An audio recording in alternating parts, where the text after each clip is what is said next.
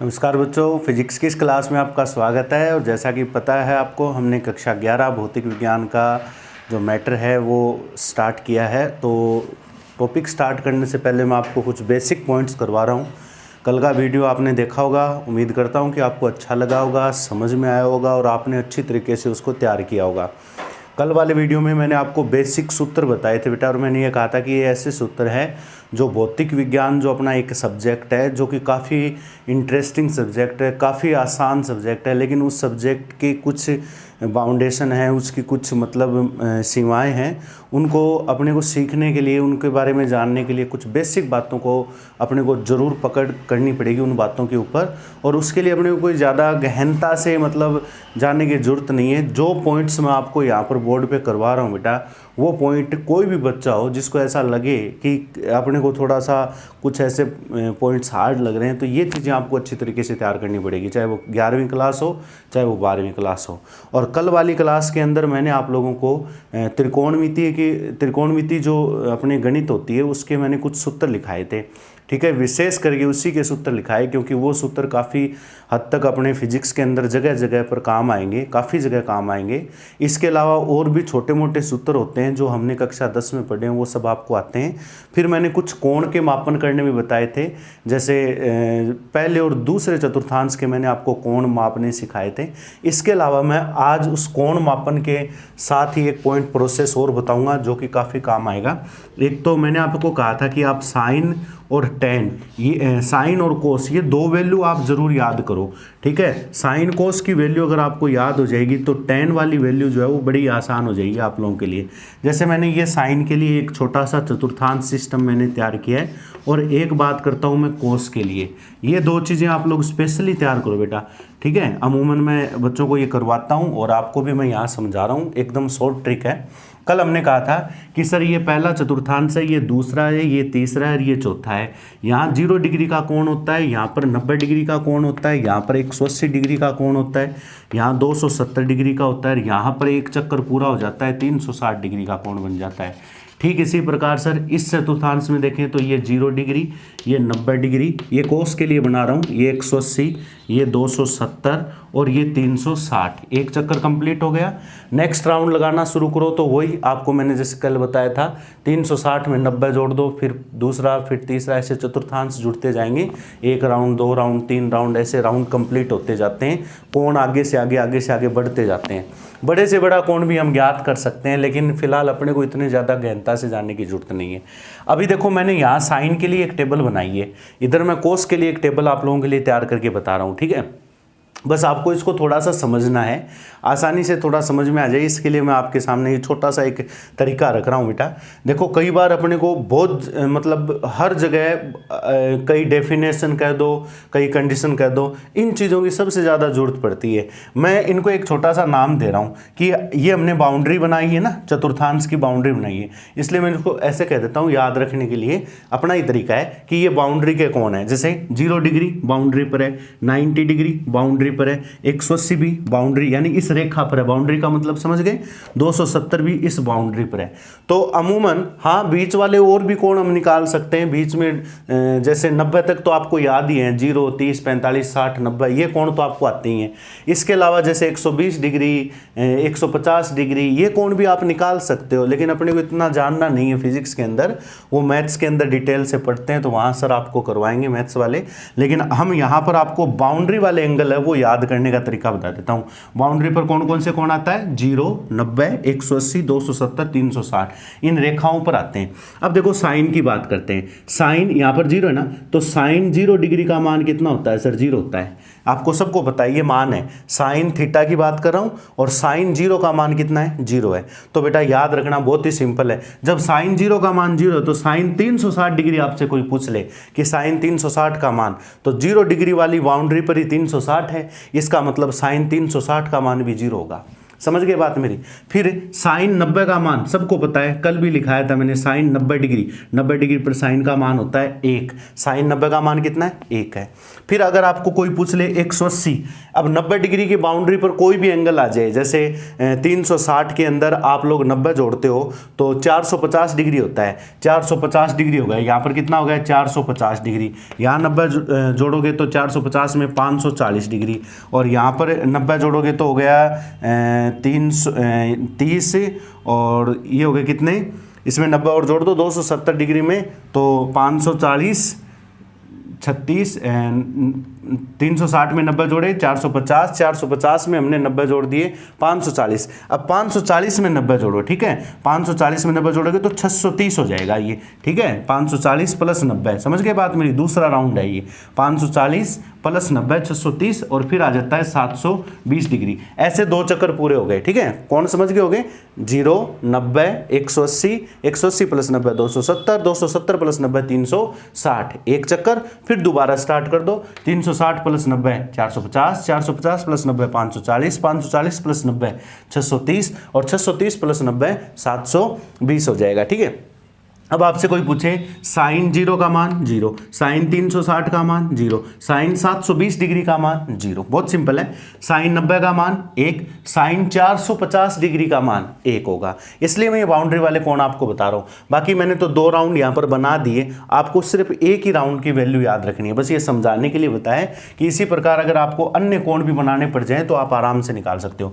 अब देखो साइन 180 का मान बताओ सर, देखो इधर बताओ मेरे को, इस साइड में कितना मान है? अब आप क्या पढ़ते हो गणित के अंदर, में ये चीज पढ़ते हैं कि सर जैसे सपोज ये मूल बिंदु है, तो इधर अगर प्लस की संख्या होती है तो इधर माइनस की होती है, हम ऐसे बोलते हैं इधर प्लस एक्स एक्स है तो इधर माइनस एक्स एक्स होता है, हम पढ़ते हैं ना, इधर प्लस का 2 इधर माइनस का 2, ऐसे पढ़ते हैं कि सर ये एक्स एक्स की धनात्मक दिशा तो इधर एक्स एक्स की ऋणात्मक दिशा। तो इसी प्रकार ये अगर इस साइड में 0 है तो इस साइड में ये मान इसका यही मान होगा, लेकिन अगर इधर प्लस है तो इधर माइनस में होगा, तो इधर 0 प्लस का है तो इधर 0 किसका होगा? माइनस का। लेकिन आपको पता है कि 0 पर प्लस माइनस का तो कोई फर्क ही नहीं पड़ता, इसलिए 0 0 ही होता है, तो इधर भी 0 इधर भी 0, इसका अर्थ साइन 180 का मान भी 0, 540 का मान भी 0 होगा। फिर हम कहते हैं कि सर ये x प्लस का है तो इधर माइनस का, ऊपर y प्लस का होता है नीचे माइनस का, तो बेटा ऊपर y का मान कितना है? सर 1 है, और नीचे y का मान देखो, ऊपर 1 है तो नीचे भी कितना होगा? 1। अब ऊपर वाला प्लस का है तो नीचे वाला किसका होगा? माइनस का होगा। इसका मतलब साइन 270 का मान -1, साइन 630 का मान -1। ये सारे बाउंड्री वाले कोण हैं, यानी जो इन लाइनों पर जो भी कोण आएंगे बेटा, उन सभी कोणों की वैल्यू इसी प्रकार आप याद रख सकते हो, बहुत सिंपल है। और अपने को फिजिक्स के अंदर अन्य कोण को छोड़े तो बात करूं तो सबसे ज्यादा ये कोण जो है ना, ये सारे जो मैंने यहां पर लिखे हुए हैं, इन्हीं के बारे में आपको सबसे ज्यादा, तो इस फिर आपको मतलब ये चीज आपको दिमाग में टेंशन नहीं लेनी है कि 180 का मान कितना होगा, ये चीज तैयार कर लो, आपको दिमाग में तुरंत आ जाएगा साइन 180 का मान 0 होता है सर। ठीक उसी प्रकार कोस की टेबल हम तैयार कर लेते हैं। कोस 0, देखो इधर 0 है, पहले 0 से लेके चलो, कोस 0 का मान सर 1 होता है, और कोस 90 का मान 0 होता है। आप सबको पता है, कल भी टेबल भी लिखी थी, 10वीं क्लास से पढ़ते आ रहे हो, कोस 0 का मान 1 तो कोस 90 का मान 0। उसी प्रकार कोस 360 पूछ ले तो 1 होगा, ठीक है, और ये हो ही गया इधर। अब देखो कोस 180, अब देखो इधर 1 है तो इधर भी कितना होगा? 1। अब इधर वाला +1 है तो इधर वाला -1, समझ गए बात मेरे? कोस 180 का मान -1, ऊपर कितना है? 0, तो नीचे भी कितना होगा? 0। अब 0 पर तो प्लस माइनस का फर्क नहीं पड़ेगा, इसलिए ये 0 0 रह जाएगा। तो ये हो जाएगी कोस के लिए। तो जब मान ज्ञात करना बेटा, तो मान ज्ञात करने के लिए आप कम से कम ये चीज़ जरूर नोट करो, पहले ये चीज़ नोट कीजिए, उसके बाद हम थोड़े से आगे बढ़ते हैं और कुछ सूत्र और लिखेंगे अपने। तो ये 1-2 फॉर्मूले और थे जो कि अपने को मान ज्ञात करने के संबंध में अपने लिए आसान हो जाएंगे। आगे बढ़ता हूँ मैं, इसको यहाँ से हटा देता हूँ, स्क्रीनशॉट ले लिया करो फटाफट, और साथ साथ लिख लेते हो तो बहुत अच्छी बात है बेटा। चलिए, हो गई ये चीज़ें। अब बात कर लेते हैं कुछ औसत मान की, ठीक है। कई बार आपको औसत मान भी निकालना पड़ेगा। औसत मान, सर औसत क्या चीज़ होती है आपको पता है? राशियों का योग बट्टे राशियों की संख्या, ये होती है औसत, निकालते हैं अपने। लेकिन कई बार इन त्रिकोणमितीय फलनों के औसत निकालने पड़ेंगे अपने को, ठीक है। तो ज़्यादा नहीं, वही साइन कोस वाली याद रखो। और एक पूर्ण चक्कर के लिए देखो, एक पूर्ण चक्कर के लिए, अब ये क्या चीज़ होती है सर, एक पूर्ण चक्र का क्या मतलब होता है? ठीक है, मैं आपको एक बात बताऊंगा। हम बात कर रहे हैं त्रिकोणमितीय की, ठीक है, इसमें साइन कोस टेन के बारे में पढ़ते हैं, लेकिन मैं क्या कह रहा हूँ, टेन को तो एक बार छोड़ दो अलग, क्योंकि साइन कोस अगर आपने पढ़ लिया तो टेन निकालना बहुत ही आसान हो जाएगा आप लोगों के लिए। इसलिए जब साइन कोस की बात की जाए बेटा, तो ये क्या है, एक आवर्ती फलन है, ठीक है। साइन थीटा की बात कर लेते हैं अपने, साइन थीटा की बात करें या कोस थीटा की बात करें तो इन्हें कहा जाता है आवर्ती फलन, ठीक है। फलन क्या होता है वो भी मैं अभी चर्चा करूंगा। आवर्ती फलन का मतलब क्या होता है, ऐसे फलन हैं, ऐसे फंक्शन हैं जिनकी वैल्यू एक चक्कर के बाद दोबारा मतलब रिपीट होना शुरू हो जाती है। अभी भी आपने जो साइन कोस वाली जो ये तीर लगाकर जो कोण बनाए थे, उनमें आप चेक करके देखो क्या दोबारा वैल्यू रिपीट होना शुरू नहीं हो जाती क्या? साइन वाला बनाया था 0 1 0 -1 0, एक चक्कर पूरा हो गया, फिर दोबारा 0 1 -1 0 0 1 0 -1, यानी वो जो वैल्यू, ऐसे फलन, ऐसे कुछ फंक्शन होते हैं, ऐसे कुछ सूत्र कह दो, ऐसे कुछ फलन होते हैं जिन पर वैल्यू एक सीमा तक बढ़ती है, उसके बाद दोबारा वही वैल्यू रिपीट होना शुरू हो जाती है, बस प्लस माइनस का अंतर आता जाता है। अब जैसे साइन कोस की बात करें तो ये वैल्यू 0 और 0 से, जैसे 0 तक, 0 से शुरू हुई 1 पर ख़त्म हो गई और फिर -1 भी आ जाता है, यानी प्लस माइनस का अंतर होता है। तो कहने का अर्थ है 0 1 -1 0 1 -1, इनके बीच में ये मान चलता रहता है। इसके अलावा ऐसा नहीं है कि उत्तर आ गया -4, ऐसा कुछ नहीं है। तो ऐसे फलन जिनमें हम अगर कोण अपनी मर्जी से चाहे कुछ भी कोण रख दें, अपनी मर्जी से कोई भी कोण रख दें, तो उनकी जो वैल्यू है वो एक निश्चित कंडीशन के बाद बार बार रिपीट होती जाती है, ऐसे फलन आवर्ती फलन कहलाते हैं। और जब वैल्यू बार बार बदलती रहती है तो उस दौरान हमें औसत लेना पड़ता है बेटा, ठीक है। बाकी ये सारी चीज़ें आप डिटेल से पढ़ते हैं तब समझ में आती है, लेकिन अपने को डिटेल जानना नहीं है, अपने को औसत की बात करनी है। इनकी वैल्यू चेंज होती है और वैल्यू चेंज होती है तो एक पूरे चक्कर में हम औसत मान निकालते हैं बेटा। और औसत मान निकालने के लिए जैसे आपको कह दे साइन थीटा का औसत बताओ, अब ये औसत का चिन्ह होता है। औसत के कई चिन्ह होते हैं, एक चिन्ह ये भी होता है बड़ा छोटा, ये औसत का चिन्ह है, ठीक है। कई बार औसत लगाने के लिए एवरेज ऐसे वर्ड भी लिखते हैं, एवरेज औसत के लिए, और कई बार ये बार का चिन्ह भी लगा देते हैं, यानी इसके ऊपर इस प्रकार एक लाइन खींच देते हैं, वो भी औसत का चिन्ह होता है। तो औसत को दर्शाने के कई चिन्ह हैं, ये औसत का चिन्ह मैंने बनाया है, आप समझ चुके होंगे मेरे हिसाब से। साइन थीटा का अगर औसत निकालना हो या कोस थीटा का अगर औसत मान निकालना हो बेटा, तो डायरेक्ट याद रखना 0 होगा। सर ये आया कैसे, इसको समझने के लिए आपको गणित के अंदर गहराई तक जाना पड़ता है, तो इसलिए अपने को इतना ज़्यादा अपने को नहीं पढ़ना मैथ्स के अंदर। बाकी मैथ्स वाले बच्चे इस चीज़ को कंप्लीट कर सकते हैं, लेकिन अपने को फिजिक्स में ये चीज़ कंप्लीट करके नहीं बतानी है। फिजिक्स के अंदर डेरिवेशन होंगे, उसके अंदर ये चीज़ें काम में आएंगी, तो अपने को इसको प्रूफ करके नहीं बताना, बस डायरेक्ट मान रख दो। Sine theta cos theta, sir औसत चाहिए, कितना होगा, 0 होगा। हाँ, थीटा की बात करूं तो यहाँ पर थीटा आप कुछ भी ले सकते हो। कहने का अर्थ है जैसे आपको कोई कह दे सर साइन थीटा की जगह x आ जाए, साइन x, साइन y, कोस y, ठीक है, थीटा होना चाहिए। डबल भी आ सकता है, sine 2 theta, sine cos 2 theta, कुछ भी आए, थीटा कुछ भी हो। मैं क्या कह रहा हूँ, थीटा कुछ भी हो, बस ध्यान ही रखना ये साइन होना चाहिए, कोस होना, उसका औसत 0 होगा। हाँ, अगर ऐसा आ गया साइन स्क्वायर थीटा और कोस स्क्वायर थीटा, देखो भाई थीटा कुछ भी हो, थीटा आप चाहो उतना ले सकते हो, आपकी मर्जी है, बट यहाँ पर स्क्वायर आ रहा है, साइन का स्क्वायर, ये देखने वाली बात है। यहाँ स्क्वायर था क्या, नहीं, यहाँ अकेला साइन, यहाँ अकेला कोस, औसत 0 आ गया। यहाँ साइन स्क्वायर है, यहाँ कोस स्क्वायर है, इनका औसत 1/2 होगा बेटा। बहुत जगह अपने को खास करके कक्षा 12 के अंदर 1-2 चैप्टर ऐसे हैं बेटा जिनके अंदर ये संक्रियाएं बहुत ज़्यादा काम में आएंगी, ठीक है। अभी देखो ये मैंने कुछ पॉइंट्स आपको लिखा दिए हैं, ठीक है। इसके अलावा साइन त्रिकोणमिति संबंध से मैंने लगभग आपको कुछ चीज़ें बताई हैं। अभी मैं आपको कुछ फलन के बारे में भी बता देता हूँ, ठीक है, क्योंकि फलन नाम आया है इसलिए फलन के बारे में भी मैं 1-2 चीज़ें आपको समझाता हूँ। वैसे इस चीज़ को मैं उम्मीद करूँगा कि आपको समझ में आ जाएगा। कि किसी चीज़ फलन आखिर होता क्या है या उसका मीनिंग क्या होता है, वो चीज़ मैं आपको समझाता हूँ। जैसे बेटा एक चीज़ बताना आप मेरे को, मैं आपके सामने एक समीकरण लिख रहा हूँ कि y बराबर एक्स स्क्वायर प्लस 2, एक एग्जाम्पल के रूप में मैंने एक समीकरण लिख दी। ध्यान से समझना, क्योंकि आगे की जितनी भी प्रॉपर्टीज़ हम पढ़ने वाले हैं वो सारी प्रॉपर्टीज़ इसी पे चलने वाली है, फलन पर। ठीक है, सूत्र की बात करूं बेटा तो त्रिकोणमितीय सूत्र जितने भी थे वो मैंने आपको नोट करवा दिए। इसके अलावा आपको ज़्यादा कुछ पढ़ने की जरूरत नहीं है। अब अपने जो आगे 2 पॉइंट महत्वपूर्ण है उनके नाम है अवकलन और समाकलन। वैसे तो काफ़ी बड़े पॉइंट है, बड़े इसलिए हैं क्योंकि गणित के ये शाखाएँ हैं और गणित में इनकी शाखाओं में किताबें चलती हैं पूरी, और प्रत्येक अवकलन समाकलन के मतलब ये मान के चलो 100 200 300 सूत्र हैं। लेकिन आपको टेंशन नहीं लेनी, अपने को तो गिनती के 5 या 6 सूत्र याद रखने हैं, 7 मान लो, अधिकतम करो तो 10 सूत्र याद करने हैं, बस ज़्यादा कुछ याद नहीं करना है और सीधे सीधे अपने को फॉर्मूले यूज में लेने हैं। ठीक है, ज़्यादा गहराई में अपने को जानने की जरूरत नहीं है, लेकिन उसको पढ़ने के लिए पहले फलन के बारे में पता होना चाहिए।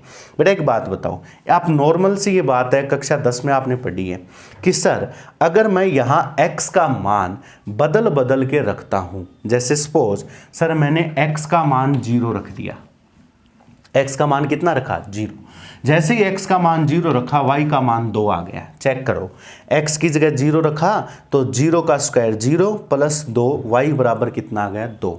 नेक्स्ट मैंने x का मान 1 रख दिया, जैसे ही x का मान 1 रखता हूं इस समीकरण में y का मान आ गया 3। थोड़ा समझना मेरे इस उदाहरण को और उसके बाद आप ये चीज़ समझने की कोशिश करना कि फलन कैसे परिभाषित होता है।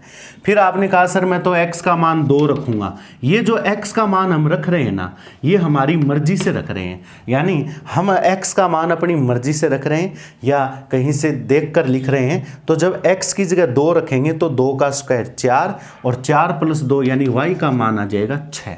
अब एक बात बताओ, आपने ये नहीं देखा गया कि सर ये जो x का मान था, ये x का मान हम अपनी मर्जी से रख रहे हैं, मतलब हम फ्री हैं, हम स्वतंत्र हैं, हम स्वतंत्र हैं। x की वैल्यू कुछ भी रख सकते हैं, x की वैल्यू कुछ भी रख सकते हैं। एक बच्चे ने आगे बोला सर x का मान 5 रखो, मैं कहूँगा आप x का मान 5 रखवा रहे हो मेरे से, तो x बराबर 5 रखते ही y का मान आ गया 27, क्योंकि 5 का स्क्वायर 25 प्लस 2 कितना हो गया 27। तो x का मान हम अपनी मर्जी से लिख रहे हैं। एक बच्चे ने कहा कि सर मैं तो कहूँगा कि x का मान 6 रख दो, एक बच्चा कह रहा है सर x का मान 10 रख दो। तो x का मान हम अपनी मर्जी से रख रहे हैं, ठीक है, कुछ भी रख सकते हैं। बट बेटा एक बात बताओ, यानी x का मान हम स्वतंत्र हैं, लेकिन एक बात बताओ, ये जो y का मान हम अपने पास आ रहा है, क्या ये मान अपनी मर्जी से आ रहा है या फिर किसी पर डिपेंड होकर आ रहा है? तो ये जो y के मान आ रहे हैं 2 3 6 27, क्या ये मान आपको पहले से पता थे? क्या ये मान आप अपनी मर्जी से लिख रहे थे या फिर इस समीकरण के अकॉर्डिंग ये मान आ रहे हैं? तो आप ये कहोगे सर ये जो मान है ये मान स्वतंत्र नहीं है, मतलब ये मान किसी समीकरण की पालना करने के बाद निकल के आ रहे हैं, और वो समीकरण है y बराबर एक्स स्क्वायर प्लस 2। तो कहने का अर्थ है y का मान जो है वो स्वतंत्र नहीं है, यानी y का मान अपनी मर्जी से नहीं आ सकता। क्या आप ऐसे लिख सकते हो क्या कि सर x बराबर 5 लिया तो y बराबर 20 आएगा? मैं कहूँगा नहीं भाई, ये बात तो गलत है। आप x बराबर 5 ले लो, मैं आपकी बात से सहमत हूँ, लेकिन y बराबर 20 गलत है, क्योंकि इस समीकरण के अनुसार y का मान कितना आना चाहिए जब x बराबर 5 है? तो सर आप कहोगे तो यहाँ पर तो y का मान 27 आएगा। तो बताओ x का मान तो आपने अपनी मर्जी से ले लिया, लेकिन क्या y का मान आपकी मर्जी से आया गया? नहीं सर, y का मान अपनी मर्जी से नहीं आता, मतलब y का मान स्वतंत्र नहीं है। इसलिए इनके कुछ नाम दिए जाते हैं। बेटा ध्यान से सुनना, अब यहां पर आप एक लाइन लिख सकते हो, इसको देखकर मैं एक लाइन लिख रहा हूं कि सर इसको देखकर स्पष्ट है कि जो y का मान आ रहा है ना, y का मान x पर या x के मान पर निर्भर करता है।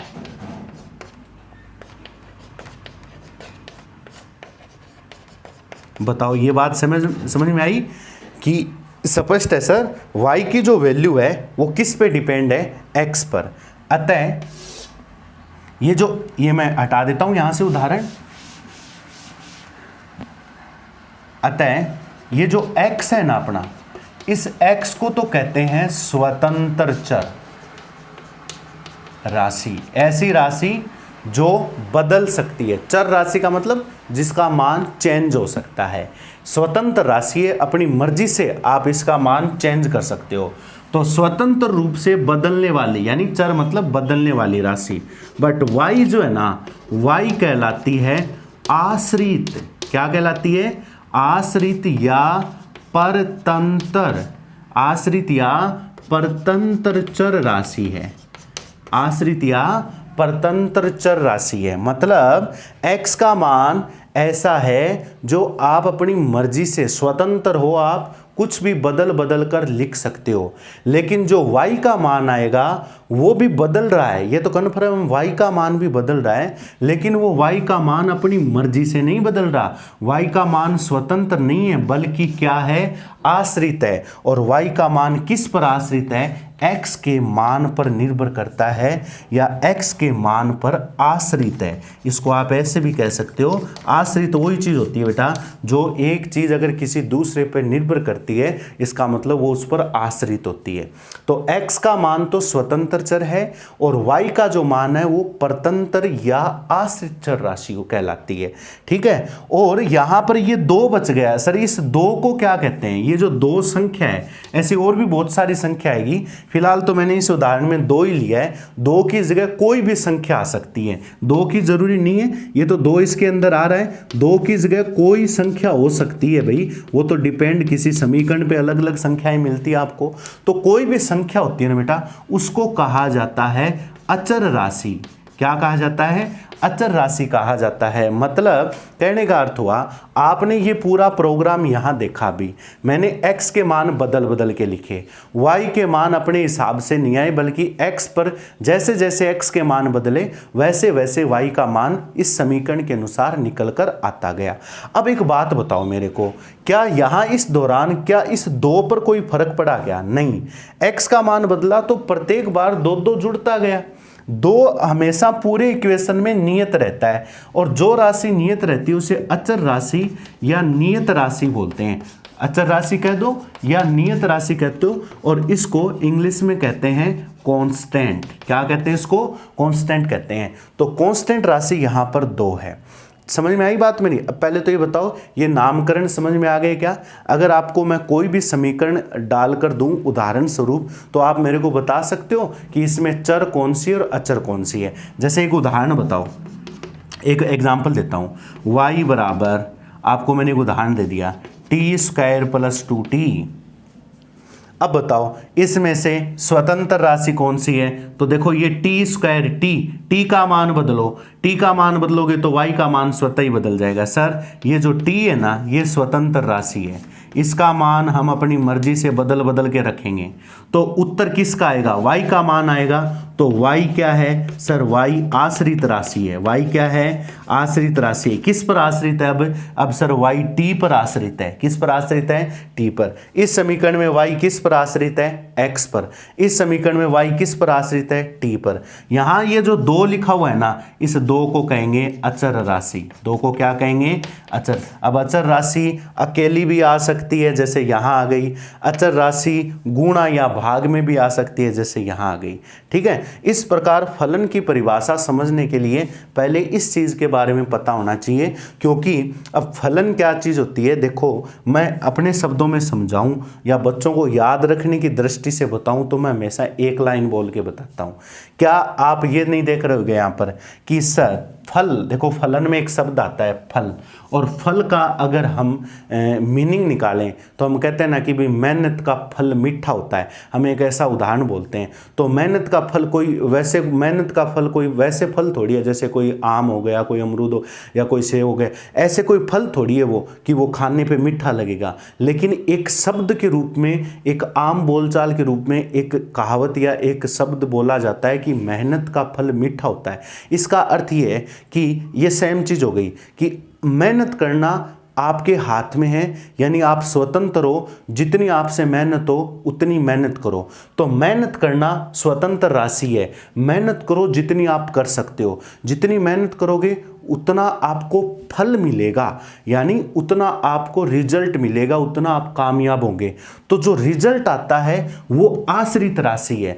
अब रिजल्ट किस पर आश्रित है? रिजल्ट आश्रित है मेहनत पर। रिजल्ट किस पर आश्रित है? मेहनत पर आश्रित है। मेहनत ज़्यादा की, रिजल्ट ज़्यादा आया, मेहनत कम की, रिजल्ट कम आएगा, मेहनत नहीं की, रिजल्ट नहीं आएगा। तो हम क्या कहेंगे? मेहनत करना स्वतंत्र राशि होगी, एक उदाहरण के स्वरूप बता रहा हूं, और उसका रिजल्ट आना आश्रित राशि है। आप समझ सकते हो ये चीज। अब देखो बेटा, इसमें हमने क्या कहा कि मेहनत का फल मीठा होता है। तो इसका अर्थ हुआ जब आपने मेहनत की तो आपका एक रिजल्ट निकल कर आया, वो आपका फल कहलाता है। और ऐसा करना वो एक प्रकार से फलन की पालना हो गई। कहने का अर्थ ये है कि जैसे यहां समझो कि x का मान बदलना आपके हाथ में है, लेकिन y का मान आना आपके हाथ में नहीं है, क्योंकि y x पर आश्रित है। अब ये जो y का मान आ रहा है, क्या ये y का मान अपनी मर्जी से आ रहा है या किसी समीकरण के हिसाब से आ रहा है? तो आप कहोगे सर यहाँ y का मान इस समीकरण के हिसाब से आ रहा है। फिर आप कहोगे सर यहाँ y का मान इस समीकरण के हिसाब से आ रहा है। मतलब मैं ये कहूँ यहाँ पर, इसका अर्थ हुआ कि y यानी रिजल्ट आना इस पर निर्भर करता है, इस पर निर्भर करता है रिजल्ट आना, y का मान आना इस पर निर्भर करता है, y का मान आना इस समीकरण पर निर्भर करता है। इसलिए ये कहा जाता है फलन के रूप में कि फल आना, यानी इसको तो ऐसे बोला जाता है इस शब्द को कि y x का फलन है। इसको तो ऐसे बोला जाता है, y किसका फलन है? यानी y x पे, जिस पे निर्भर करता है उसी का फलन है। तो y x का फलन है, यानी x का मान रखो, उसका जो फल आएगा वो y है। आप मेहनत करो, जो फल आएगा वो रिजल्ट है। x मतलब मेहनत करना, y मतलब रिजल्ट आना। मेहनत करो, जो फल आएगा, x का फल, मेहनत का फल रिजल्ट है। समझ गए बात मेरी? ऐसे बच्चों को मैं याद करवाता हूँ, याद करने के तरीके बताता हूँ। यहाँ बताओ क्या लिखोगे? सर यहाँ मेहनत किस पे करनी है? मान किसका रखना है? टी का रखना है। फल किसका आएगा? y। रिजल्ट कौन सा आएगा? y आएगा। तो कहोगे y जो है वो टी का फलन है। y किसका फलन है? टी का फलन है। समझ जाओगे बात मेरी? ये मैंने दो उदाहरण आपके सामने रखे हैं ताकि आपको आसानी से समझ में आ जाए। अभी मैं एक दो उदाहरण बताऊंगा, एक दो एग्जाम्पल बताकर फिर कुछ फलन के बारे में चर्चा करेंगे। एक दो फलन की पहचान करना और बताऊंगा, फिर आपको समझ में आ जाएगा आराम से कि फलन क्या होता है, चर राशि क्या होती है, अचर राशि क्या होती है, कॉन्स्टेंट राशि क्या होती है, यानी परतंत्र राशि और क्या होती है। ये सब आपके समझ में आ गया होगा मेरे हिसाब से। अब जैसे एक दो उदाहरण मैं और लेता हूँ। बहुत सिंपल चीज़ें बेटा, ये इन पर एक दो बार थोड़ा सा आप काम करो। मैं कहता हूँ ये जो भी जितने भी ये बेसिक वीडियो है ना, चैप्टर शुरू करने से पहले जितने भी मैं बेसिक वीडियो आपके सामने रख रहा हूँ, 2 3 जितने भी आते हैं, उनको आप अच्छी तरीके से लगन से पढ़ लेना। नए की कक्षा 11 में 12वीं क्लास के लिए भी अति महत्वपूर्ण जो ये टॉपिक है बेटा, इनको अच्छी तरीके से समझना। जैसे सपोज मैंने एक आपके सामने एक इक्वेशन रख दी फॉर एग्जाम्पल। अभी आप बताना मेरे को, x बराबर मैंने रख दिया साइन थीटा प्लस या साइन थीटा अपॉन 3, एक अलग मैंने चेंज करके लिख दिया। अभी आप बताना, यहां आप मुझे चेक करके बताओ। अब तो आप समझ चुके होंगे कि सर x का मान यहां पर देखो, ये जो 3 है ये 3 3 ही रहेगा, इसको आप नहीं बदल सकते। 3 बदलते हैं तो ये समीकरण ही बदल गया। इसका मतलब ये जो 3 है ना, ये अचर राशि है। अब फिलहाल ये अचर राशि भाग में आई है। एक उदाहरण दिया था अभी उसमें अचर राशि मैंने गुणा में लिखी थी, एक प्लस माइनस में लिखी थी, ठीक है। अब देखो ये 3 तो अचर राशि होगी। अब यहाँ साइन एक फंक्शन हो गया, फलन हो गया ना, साइन थीटा फलन हो गया, ठीक है। अब साइन थीटा का मान बदलोगे, जैसे साइन 0 का मान 0, साइन 30 का मान 1/2, साइन 45 का मान 1/√2। तो जैसे जैसे कोण बदलोगे वैसे वैसे x का मान बदलता जाएगा। तो यहाँ पर ये जो साइन थीटा है, ये साइन थीटा में भी कोण, साइन थीटा में भी कोण थीटा, साइन थीटा में भी कौन, थीटा। अब साइन बेचारा क्या करे, साइन की जगह तो साइन ही पड़ा है, साइन की जगह साइन ही पड़ा है, साइन की जगह साइन ही पड़ा है, यहाँ 0 रख दिया, 30 रख दिया, 45 रख दिया, तो साइन ही रह रहा है ना। थीटा बदल दिया 0, 30, 45, तो ये अपने मान बदल देगा 0, 1/2, 1/√2। तो हम मान किसका बदल रहे हैं, एक्स का, सॉरी थीटा का, किसका बदल रहे हैं, थीटा का, इसलिए थीटा है स्वतंत्र चर राशि। अब जैसे जैसे थीटा बदले, थीटा बदलते गए, वैल्यू बदलती गई, वैल्यू बदलती गई, तो इस समीकरण के अनुसार x का मान अपने आप बदलता गया, इसलिए x को कहेंगे परतंत्र या आश्रित राशि। अब बताओ ये x किस पर आश्रित है, तो आप कहोगे सर x थीटा के मान पर, किस पर, थीटा के मान पर आश्रित है। x किस पर आश्रित है बेटा, x जो है वो थीटा के मान पर आश्रित है। दूसरे शब्दों में कहूं तो x जो है वो थीटा का फलन है। ठीक है, थीटा का फलन x है, थीटा का फलन क्या है, x है। और इसको शॉर्ट में ऐसे लिखते हैं। अब सर क्या ऐसे इसको हिंदी में लिखना पड़ेगा क्या, नहीं, इसको सांकेतिक रूप में, संकेत के रूप में इसको ऐसे लिखा जाता है, x इज इक्वल फंक्शन यानी फलन ऑफ थीटा, ये ऐसे लिखा जाएगा। अब आगे से मैं ये चीज लिखूंगा, अब आप समझ जाओगे इसका मीनिंग क्या होता है, x is equal function of theta. अब ये भी दो उदाहरण लिए थे, y बराबर x² + 2, एक उदाहरण लिया था y बराबर t² + 2t। ठीक है, इसको कैसे लिखोगे, y is function of x, y किसका फंक्शन है, x का, इसको क्या लिखोगे, y is function of t, यहां y किसका फंक्शन है, t का फंक्शन है। समझ जाओगे बात मेरी, ऐसे फंक्शन को आप डिफाइन कर सकते हो, परिभाषित कर सकते हो। ठीक है, एक छोटा सा उदाहरण दिया है, ऐसे बताओ, अब आपके सामने कोई भी एग्जाम्पल आ जाए, उसको आप पहचान लोगे कि कौन सी राशि स्वतंत्र है, कौन सी परतंत्र है, कौन सी अचर राशि है, कौन किस पे डिपेंड हो रहा है और कौन सा किसका फलन है। अब बेटा अवकलन समाकलन के बारे में अपने को पढ़ना है, तो अवकलन समाकलन हमेशा इन फलन के ही होंगे, और जिस राशि में परिवर्तन होता है हमेशा उसी के सापेक्ष से अवकलन समाकलन किया जाता है। अब आपसे मैं कोई पूछूं तो आप यही कहोगे, ये वो तीनों उदाहरण हैं, तो आप हमेशा यही कहोगे सर x के मान में थीटा के साथ परिवर्तन हो रहा है। भाई कहने का अर्थ है थीटा के सापेक्ष परिवर्तन हो रहा है। आप ऐसे नहीं कहोगे क्या, इसको एक कहोगे सर x के मान में थीटा के सापेक्ष परिवर्तन हो रहा है, क्योंकि x किस पे निर्भर है, थीटा पर निर्भर है। x किसका फलन है, थीटा का फलन है। तो इन दोनों लाइनों का एक रूप ये भी लिखा जा सकता है, यानी ये जो चार बातें मैंने बोर्ड पे लिखी हुई है, ये संकेत रूप में, और ये लाइन अब लिखी है, इन चारों का एक ही मीनिंग है, इन सब का एक ही मीनिंग है। अगर आपको कोई देखे x थीटा के मान पर निर्भर है, ठीक है, x थीटा का फलन है, ठीक है, x फंक्शन ऑफ थीटा, ठीक है, और दूसरे शब्दों में x के मान में थीटा के अकॉर्डिंग या थीटा के अनुसार परिवर्तन हो रहा है। x थोड़ी बदलता था, x तो यहाँ पर पड़ा था, लेकिन जब हमने थीटा को बदला तब बेचारा x स्वतः ही बदल गया। इसका मतलब x के मान में थीटा के अनुसार परिवर्तन हो रहा है। यहाँ y के मान में, किसके मान में, y के मान में इसके अनुसार x के सापेक्ष परिवर्तन होता है, x के सापेक्ष परिवर्तन होता है। ठीक है, और यहाँ बताओ, यहाँ इसको देख के बताओ, तो आप कहोगे सर y के मान में t के अनुसार या t के सापेक्ष परिवर्तन होता है, t के सापेक्ष परिवर्तन होता है। समझ रहे हो क्या आप मेरी बात। तो ये सारी चीज़ें एक ही बात है बेटा, इनको लिखने का बस नज़रिया अलग अलग है। तो एक उदाहरण है, इसको भी नोट कर लो, उसके बाद में कुछ फलन है उनके बारे में मैं लिखाता हूँ, और फिर बात करेंगे अपनी अवकलन और समाकलन गणित के बारे में। ठीक है, चलिए स्क्रीनशॉट हो गया इसका। अब लिखो आप फलन के प्रकार। आखिर फलन क्या हम मर्जी से लिखेंगे क्या, जैसे आपने बोर्ड पे लिख दिया सर अभी अभी अपनी मर्जी से समीकरण बना के लिख दी? नहीं, अपनी मर्जी से हम नहीं लिखेंगे। वो हमें जब हम आगे बढ़ेंगे तो उस दौरान हमें अलग अलग फलन देखने को मिलेंगे।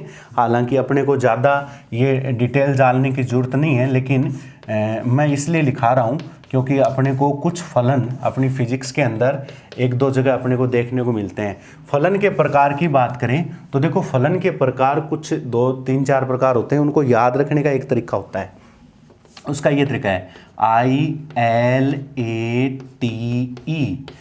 आईलेट कहते हैं जिसे, ठीक है। आईलेट एक शब्द है, ILATE।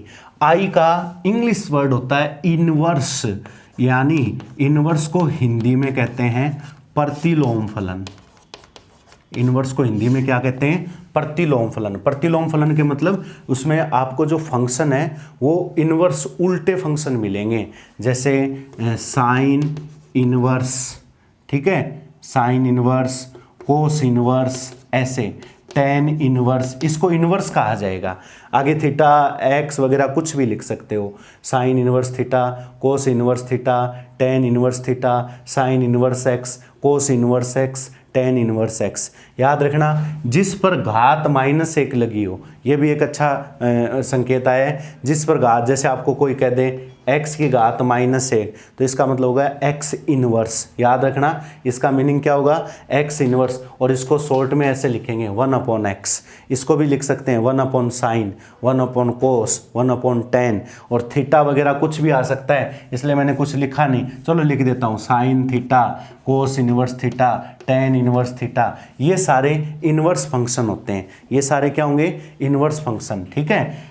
इनवर्स क्या होता है समझ जाओगे, जिसकी घात -1 होती है वो इनवर्स होता है। बाकी हम सब जानते हैं, हमने पढ़ा भी है कि घात के बारे में आप सब जानते हो कि ये तो आ जाता है, विज्ञान में हम पढ़ते हैं कि जब घातों को सरल किया जाता है तो घात जो होती है ना, यानी किसी संख्या पर लगाई गई, जिसको हम पावर बोलते हैं, वो घात प्लस कब होती है माइनस कब होती है, ऊपर से कोई संख्या भाग में आती है, भाग से ऊपर जाती है तो घातों के चिन्ह बदल जाते हैं, और घात में घात जुड़ती है, घात में घात घटती है। ये सारी चीज़ें आपको पता होनी चाहिए, और आगे 1-2 चैप्टर के दौरान भी मैं समझाऊंगा ये चीज़ें। तो आई का मतलब होता है इनवर्स फलन। आई का मतलब क्या होता है? इनवर्स फलन। फिर एल का मतलब क्या होता है बेटा? देखो एल का मतलब होता है, एल को बोलते हैं लोगरिथम, यानी लघु गुणकीय,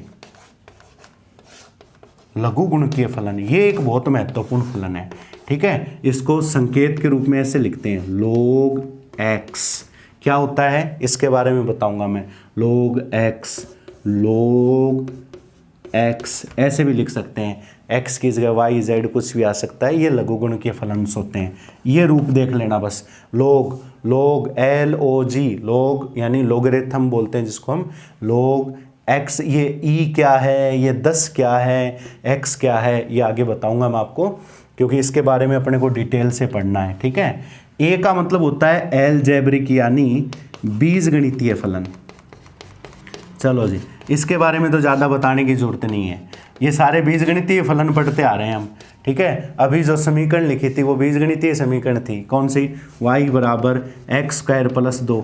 आपने कक्षा 10 में जो भी समीकरण पढ़ी थी, द्विघात समीकरण, त्रिघात समीकरण, समीकरण बनाना, समीकरणों को हल करना, वो सारी बीजगणित के अंदर ही आती है, ठीक है। कई बार हम जैसे सरल ब्याज के सवाल करते हैं, या समय काम, वो जो दूरी वाले, विस्थापन वाले, या ब्याज वाले, ऐसे जितने भी समीकरण बना के हम जो भी क्वेश्चन हल करते हैं वो सारे बीजगणित के अंदर ही आते हैं, उनकी समीकरण बनती है। तो बीजगणितीय फलन सारे अपने गणित में जो कक्षा 10 में पढ़े ना, जो गणित पढ़ते हैं मैथ फर्स्ट के अंदर, जो ज़्यादातर हम प्रश्नावलियाँ पढ़ते हैं वो बीजगणितीय प्रश्नावलियाँ होती है। यानी ऐसे समीकरण मिलेंगे आपको एक्स वाई के रूप में, जेड के रूप में, एक्स जेड के रूप में समीकरण, 2-3 समीकरण दे देता है, उनको हल करो, ठीक है। जो सूत्र लगाते हैं a + b का होल स्क्वायर, a - b का होल स्क्वायर, ये सूत्र नहीं पढ़ते हैं अपने, ये सारे बीजगणित के अंदर ही आते हैं, ठीक है। फिर 4 नंबर टी का मतलब होता है त्रिकोणमितीय फलन। इसके बारे में बताना जरूरी नहीं समझूंगा मैं, शायद त्रिकोणमितीय फलन इसलिए नहीं समझूंगा इसके बारे में ज़्यादा उचित, क्योंकि ये कल से हम पढ़ रहे हैं, लास्ट क्लास से हम इसके बारे में पढ़ रहे हैं। ये सारे त्रिकोणमितीय फलन है, sine theta, cos theta, tan theta और इनके अपोजिट उल्टा कर दो, इनका 1/sin 1/cos, ये सारे त्रिकोणमितीय फलन आते हैं। ठीक है, देखो ये साइन इनवर्स है, ध्यान रखना, ये अकेला कोस इनवर्स है, ये tan इनवर्स है, तो इनवर्स लगते ही प्रतिलोम, अदरवाइज ये त्रिकोणमिति। और 5 नंबर जो फंक्शन है वो ई का मतलब होता है बेटा चरघातांकी फलन, एक्सपोनेंशियल फंक्शन बोलते हैं इंग्लिश में, इसलिए ई लिखा हुआ है, चरघातांकी फलन। ठीक है, ये आई का मतलब, एल का मतलब, ए का मतलब, टी का मतलब, ई का। आई का मतलब इनवर्स यानी प्रतिलोम, एल का मतलब लोगरिथम यानी लघुगुणकीय, ए का मतलब एलजेब्रिक, ठीक है, बीजगणितीय, टी का मतलब ट्रिग्नोमेट्रिक फंक्शन, और ई का मतलब हो गया एक्सपोनेंशियल फंक्शन, चरघातांकी फंक्शन। ये भी स्पेशल फंक्शन है, एक दो जगह अपने को काम में लेने पड़ेंगे, जैसे ई की घात एक्स, ए की घात एक्स, ऐसे जो फंक्शन हो गए ना, ई की घात, ए की घात, ये चरघातांकी फलन कहलाएंगे। ये स्पेशली फंक्शन है, इनको याद कर लो। एक्स की जगह कुछ भी हो सकता है, जहां भी मैंने एक्स थीटा वगैरह लिखा है वो कुछ भी हो सकता है। बाकी ई, ए, साइन, कोस ये नहीं चेंज होंगे, लोग वाले एक्स की वैल्यू कुछ भी हो सकती है, ये चरघातांकी फलन कहलाते हैं बेटा।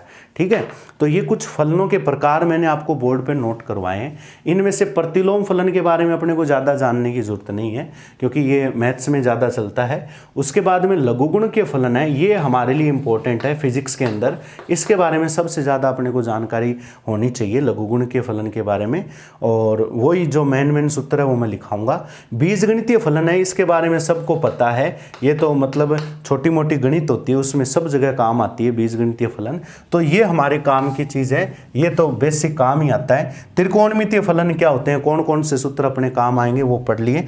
और चरघातांकी फलन है, इसके बारे में भी ज़्यादा आपको जानने की जरूरत नहीं है, बस ये दो बातें याद रखो, और एक दो जगह ये काम आएंगे तब मैं आपको बताऊंगा, बस इनकी पहचान याद रखना।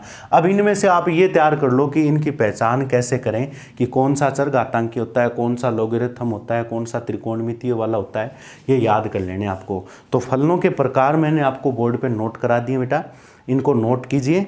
और पहले मैं, अभी बात चल रही है तो पहले मैं आप लोगों को डिटेल से, देखो बीजगणितीय के बारे में बताने की, ये तो हम नहीं पढ़ेंगे, कोई खास बात नहीं है इसमें, क्योंकि अपने को ज़्यादा इसमें नहीं देखना। लघुगुण के फलन के बारे में मैं डिटेल से आपको बताऊंगा। बीजगणितीय फलन हो ही गए, आप लोगों के पता ही है सबको, सब जानते हैं, बाकी समीकरण वगैरह सब आपको याद है। ज़्यादा बीजगणितीय फलन में आपको ज़्यादा कुछ पढ़ने की जरूरत नहीं है, वो 3-4 समीकरण आप पढ़ लो, याद कर लो, सूत्र याद कर लो, a+b का होल स्क्वायर, वो याद भी है आपको, वैसे मेरे हिसाब से कोई ज़्यादा दिक्कत नहीं है। द्विघात समीकरण कैसे हल करते हैं, ठीक है, वो आपको पता होना चाहिए। त्रिकोणमितीय फलन मैंने आपको बता दिए, फलन बोल दो चाहे सूत्र बोल दो, वो सारे आपको हल करने आते हैं। ठीक है, इनको हल करना, पहचान करनी आएगी कौन कौन से त्रिकोणमितीय, हल कैसे करेंगे वो आपको मैंने सूत्र के माध्यम से, और आगे अपनी प्रश्नावली भी पढ़ी है।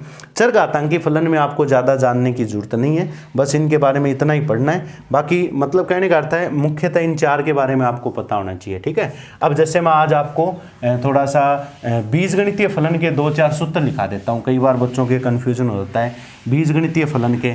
ठीक है, आपको मैंने बता दिया, लघुगणकीय के लिखाऊंगा, त्रिकोणमितीय मैंने लिखाई दिए सारे, बीजगणितीय 2-4 सूत्र लिखा देता हूँ, लघुगणकीय के मैंने जितने भी 5-6 सूत्र हैं वो सारे लिखा दूंगा। ये 3 चीज़ें आपको बेसिकली याद होनी चाहिए, और चरघातांकी की वगैरह इनकी पहचान आपको पता होनी चाहिए। ठीक है, अब जैसे बीजगणितीय सूत्र लिख लो कुछ, बीजगणितीय ज़्यादा नहीं लिखाऊंगा, वैसे सूत्र तो बहुत हैं, सूत्र की कोई सीमा नहीं होती बेटा, बहुत सूत्र हैं, लेकिन 2-3 ही सूत्र आपको आते हैं ये सारे। a+b का होल स्क्वायर क्या होता है, a² + b² + 2ab, वो इसलिए लिखा रहे हैं बस थोड़ा सा आपको दिमाग से ये चीज़ें रिपीट हो जाए और आपको आसानी हो जाए। a² + b² - 2ab, और एक चीज़ ये याद कर लो बस, a² - b² का सूत्र होता है सर a + b और a - b, पता आपको। और एक आप ये द्विघात समीकरण याद कर लो, द्विघात समीकरण का रूप क्या होता है सर, कोई भी द्विघात समीकरण होती है उसका ये रूप होता है ax² + bx + c = 0। x की घात 2 आएगी, फिर x की घात 1 आएगी, फिर x की घात 0 आएगी। और याद रखना कि x की कोई भी संख्या हो, कोई भी संख्या हो, ये गणित के छोटे मोटे फॉर्मूले बेटा, उनकी अगर घात 0 होती है तो उसका मान 1 होता है हमेशा। कोई भी संख्या की घात 0 होती है उसका मान 1 होता है। ठीक है, एक तो ये याद रखो। 0 में कोई संख्या का भाग लगा दो, 0 बटे समथिंग, कोई संख्या का भाग लगा दो, 0 में किसी भी संख्या का भाग लगा दो, उत्तर 0 आता है हमेशा। और अगर कोई संख्या में कोई भी संख्या है, उस संख्या के अंदर अगर 0 का भाग लग गया तो उत्तर अनंत आएगा। ठीक है, ये बातें भी आपको पता होनी चाहिए। ठीक है बेटा। उसके बाद देखो ये द्विघात समीकरण होती है, आपको पता है ax² + bx + c = 0। ये द्विघात a b c के बारे में बात करें तो ये कोई गुणांक है, गुणा के अंक है, कुछ भी मान हो सकता है प्लस माइनस में।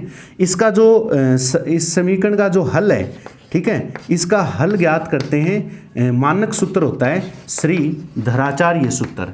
श्रीधराचार्य सूत्र एक मानक सूत्र है, धराचार्य सूत्र से हम इसका हल ज्ञात करते हैं। ठीक है, पढ़ा है ना आपने। बाकी गुणनखंड करना भी आपको आता है, गुणनखंड में जोड़ने घटाने पर ऐसे हम गुणनखंड करके भी निकाल सकते हैं।